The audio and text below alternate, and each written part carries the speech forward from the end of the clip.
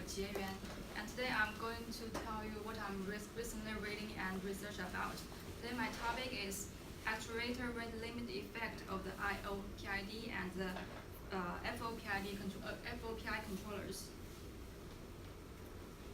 And this is my outline of today's talk. And first I'll give you the background of the talk.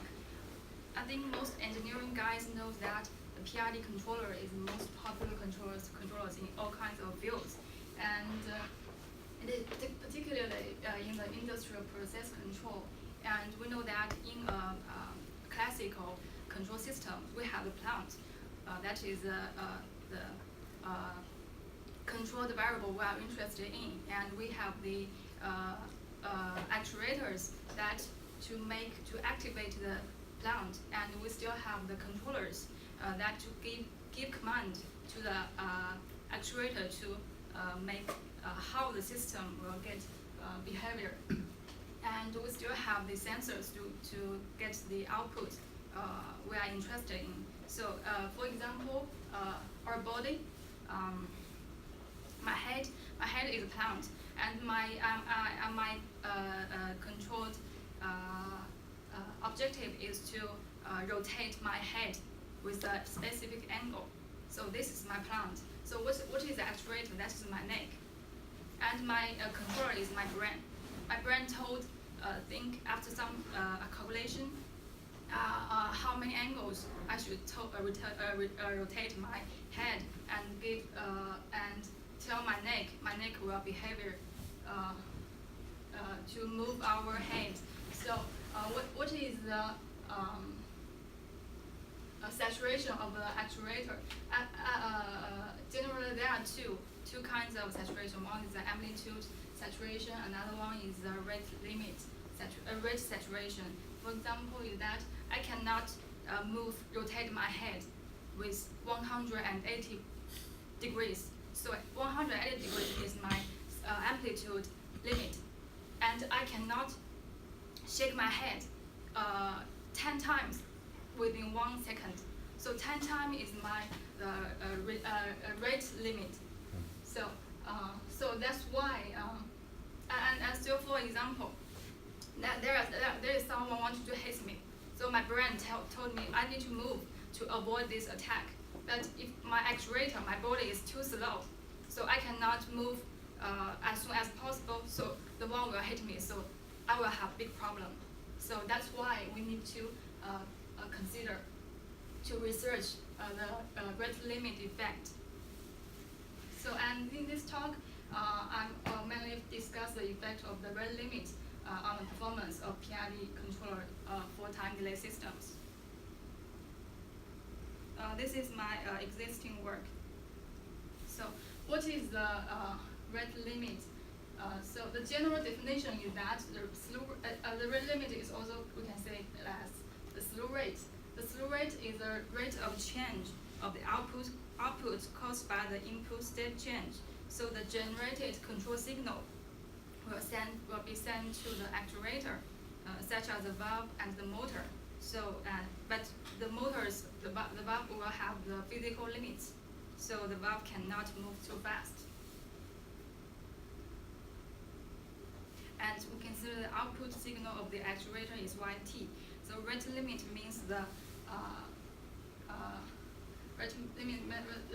the absolute value of the derivative of YT is smaller than a specific value R. These are two examples of the rate limit. So we can see in the movies, the war aircraft can have a very fancy behaviors. The pilot will give very aggressive command to the aircraft to avoid attack from other flights, right? But our plant cannot follow the command as soon as possible. So that is what is rate limit meaning.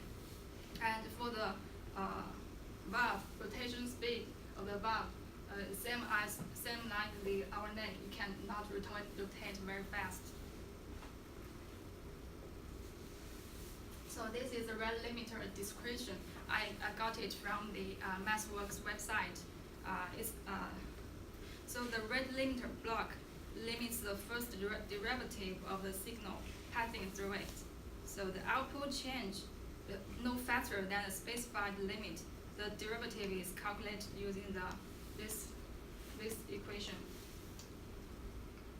The rate equals the difference between the current output with the previous time, current input minus the previous time output and divided by the sampling time. And the output is determined by comparing the rate to the rising through rate and falling through rate. If the rate is greater than the rising through rate parameters are, the output is calculated as the previous output plus the delta t times r. And if the rate is less than the falling through rate, the output is equals to the previous y and plus the delta t times f. And if the rate is between the bounds of r and f, the change in output is equal to the change in input. That's yt equals to ut. This is just an example of the input signal and output signal of the rate limiter. And the black line, black curve is the input, is a sinusoid wave, and the output is a triangular wave. And we can see that when the rate limiter is activated, the output is reduced and there exists a phase lag. And this rate limit can make system become a nonlinear, and it will degenerate the control performance and even make the system unstable.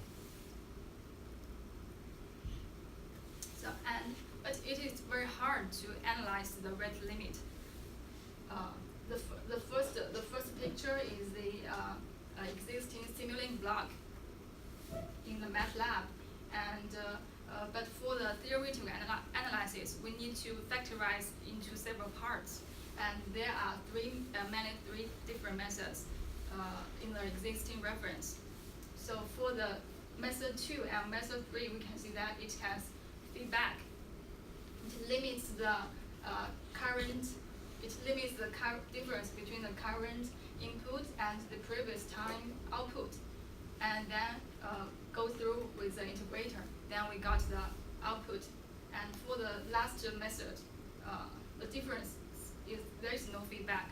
It just we just first have get a first order derivative of the input, and after the amplitude saturation, and then go through a integrator. Then we got the output.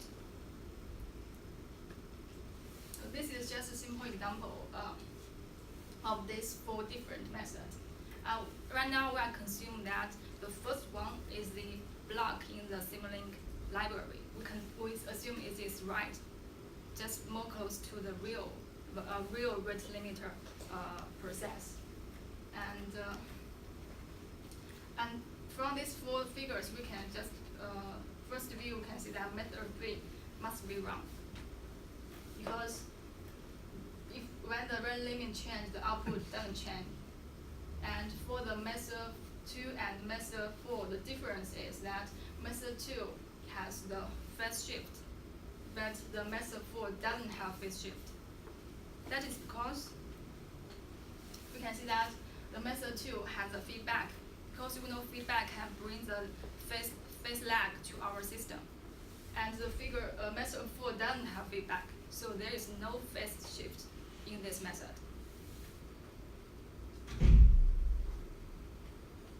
So this still need to research, to explore which kinds of method is correct. We can use in the theoretical analysis. And next, let's move into the control part. We have this Planck transfer function we can use as a normalized transfer function. The gain can be 1. Why the gain can be 1? Because we know that the gain of our plant can treat as the gain of our controllers. So we can set the gain of the plant equals to 1. And why we consider the time constant can also equals to 1?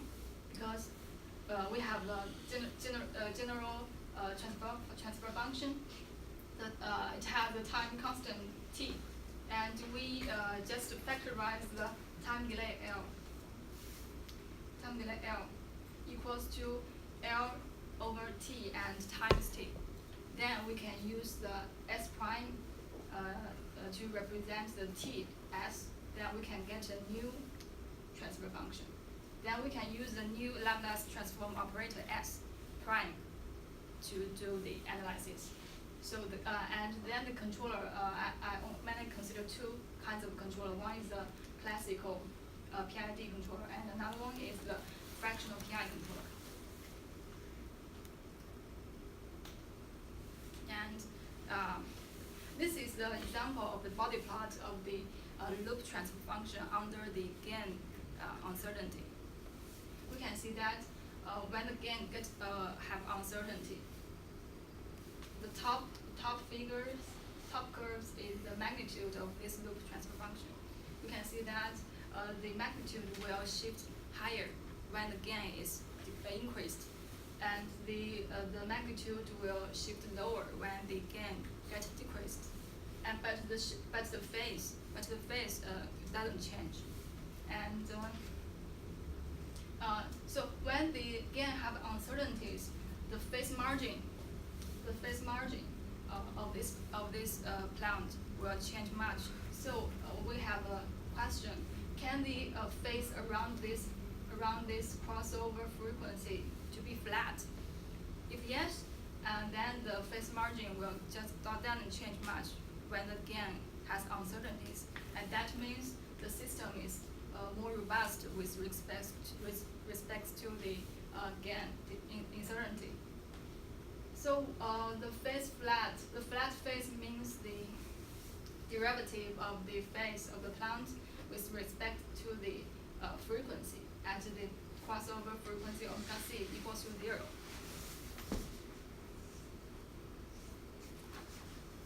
So this is our 3 PID design specifications. One is the crossover frequency, the loop transfer function at the crossover frequency omega c equals the amplitude equals to 1, and the phase margin phi, the angle of the loop transfer function at the omega c equals to minus 2 pi minus pi plus the phi, and the phase flat phase constraint is the derivative of the phase with respect to the omega at the omega c equals to 0. So next is just a very simple numerical example. So our plant is the time constant is 1 and the delay is 0.1 second. And our design specification is that crossover frequency equals to 4 and the phase margin equals to 50 degrees, and still the flat phase constraint. Then after calculation, we can get two different integer PID and the fractional PID. Both with flat phase, right? Yeah. Okay, good. Yeah. And they both have 3 parameters and on the same design specification. So we can say that this comparison is fair. Good. So this is the simulation result. At these two figures, there is no rate limit in the plant. Also no saturation. Yeah. Yeah. Okay. And we can see the output is very similar. The right figures is the control signal is still very similar, but we can see that the red one is the PI control output. We can see that it is kind of more smoother than the IOPID output, and still the control signal, the red curve, is more smoother than the blue curve. Then we can have a feeling that maybe with the rate limiter, the fractional, the PI can have better behavior. So then I add a rate limiter. The rising through rate and the falling through rate, the absolute value is to be the same as 6. And we can see that both of the output is very gonna very bad. And for the IOPID, the blue curve, it will have 7 oscillations. Then it's gonna to be stable. And for the for the red curve is the FOPI, the PI controlled output. It has only have 5 oscillations. Then get stable. And we can see. Let's move to the control signal. We can see that both of the signal are get saturated. It's the first, the rate limiter box that you showed. Yeah. And I just decrease this rate limit a little bit smaller, as 5.9, and we can see right now. The blue curve is That means it's harder. yeah. The blue curve is gonna unstable. It is used IOPID. Okay. And for the red curve is the fractional or the PI. Mm. Although this performance is not good, but the system is still stable. Mm-hmm. And we can still see from the control signal. The control signal is gonna infinity for the integer order PID. So this is for L is 0.1. okay. Do you have results for L is 1? No, that is very hard for the PID design Okay. because the time delays. Okay. We'll talk about but that. it's a future work. I think. Well, we need 3 cases. Okay. Okay. And I want to know what is the maximum x dot from your first well, go back 2 slides. You can use that. Yeah, this one, the figure 2. I hope to see something. You can do a legend in there. So what is the maximum x dot, u dot? What is the minute? What's the what's the bound of the rate? Okay. Then I understand when you apply 6. Get next one. 6 in here, which is how many percent of the maximum? Okay. Okay. Yeah. I didn't put the figure here, but I have already seen that the derivative of this control signal for the Very big. IOPID. Both of them have a very high spike Yes. at the beginning time. The blue curve it will gonna like Okay. 10 times 10 power 6. Okay. Great. But the red one is just like 10 times 3. Yes. Good. Yeah. Very good. And then we can have an assumptive conclusion that compare with the integer order PID, the fractional PI can potentially bring benefit to the rate limit effect in the real system. And with the fractional PID controller, actuators with lower resolutions can also satisfy the same control design requirement. Well, what do you mean lower resolution? Just the step change. Lower resolution. This needs to be carefully defined. What does that mean? To me, it doesn't sound relevant. Just such that like the valve. The valve cannot move just for this degree. This is the resolution. Is that linked to the slew rate? Yeah, the slew rate you can see.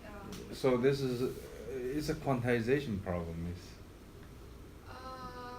Resolution is a resolution linked to slew rate? It's not the totally same, but I think they have the similar. You need to think this one carefully. Okay. They are connected probably, mathematically. I'm not sure it's physically. Okay. I'm not quite sure the resolution is physically equivalent to slew rate limit. I'm not sure. Okay. Maybe I didn't read enough. Yeah. Okay. So I would like to use the title of this slide as observations. Is Okay. all you observed from your simulation study. Yeah. These are this. Yet this need to be verified by theoretical analysis. Yeah.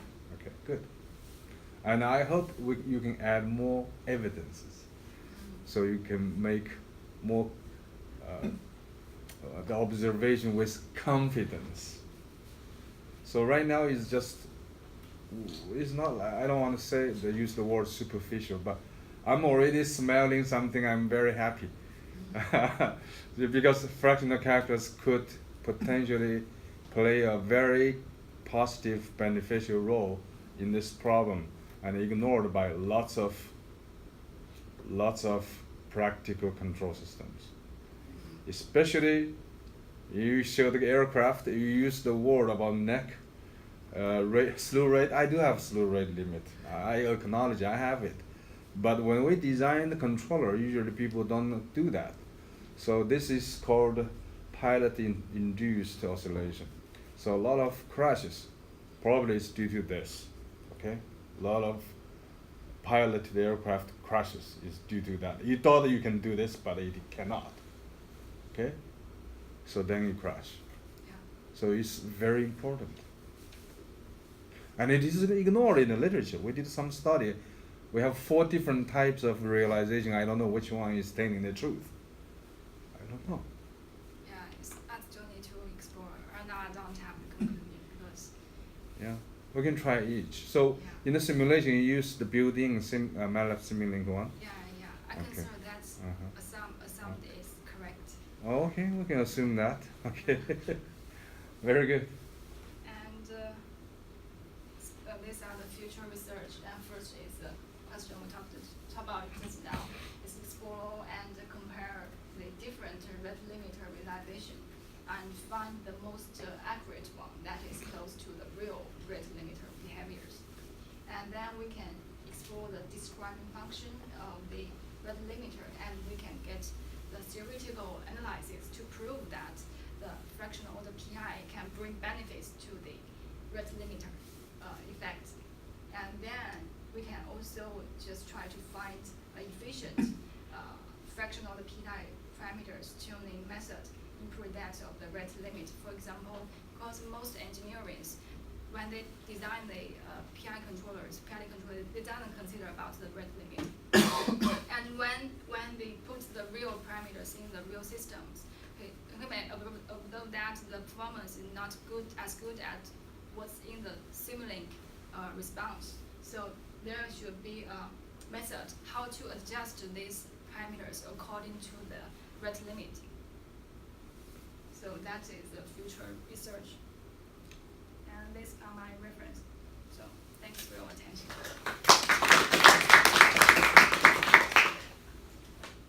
I have a comment before I open to you. So, in fact, not only rate limit, but also amplitude saturator. I guess the combination of them is also important. Yeah. I'm also think about you put a rate limit versus saturator, or swap them. Yeah, The effect will be different. Yeah, I see most of references put amplitude limit first. First. Then the rate limit.